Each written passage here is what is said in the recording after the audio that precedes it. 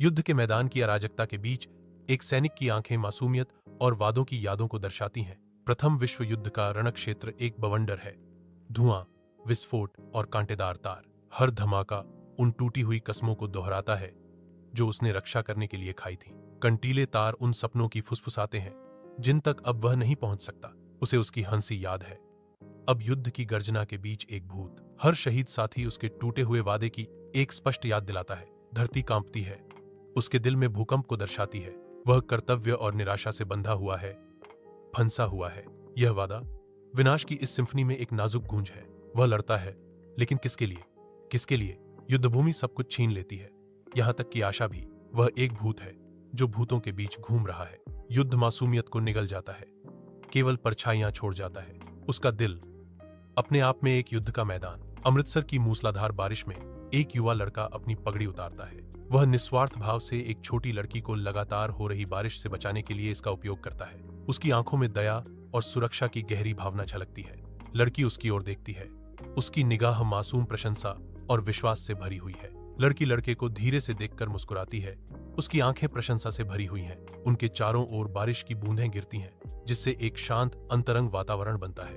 लड़का शर्मा जाता है, उसके गाल एक गर्म सूक्ष्म रंग से लाल हो जाते हैं। एक टेक्स्ट बबल दिखाई देता है जिसमें एक सरल हार्दिक संदेश प्रकट होता है, आप अच्छे हैं। समय खुलता है, लड़का एक जवान आदमी में परिपक्व होता है। लड़की एक युवा दुल्हन के रूप में खिलती है। एक विवाह जुलूस आगे बढ़ता है जो खुशी और उत्सव का दृश्य है। दूर से युवक देखता है, उसकी आंखें दुख और लालसा का मिश्रण दर्शाती हैं। युवक दूरी से देखता है, उसकी आंखों में उदासी और लालसा का मिश्रण है। अथक धूप में भारतीय सेना के नए भर्ती हुए सैनिक भर्ती शिविर में कठोरता से पंक्ति में खड़े हैं। राइफलें वितरित की जाती हैं जो युवा पुरुषों को एक एकीकृत शक्ति में बदल देती हैं। हीरो अब एक सैनिक अपनी पगड़ी को ठीक करता है।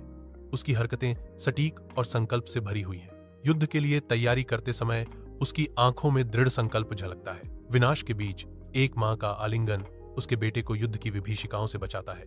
सूबेदार की पत्नी अपने बेटे को बचाने के लिए हीरो से विनती करती है तो उसकी आंखों से आंसू बहने लगते हैं। कृपा करके आपको हमारी मदद करनी चाहिए, मेरे बेटे को बचाओ।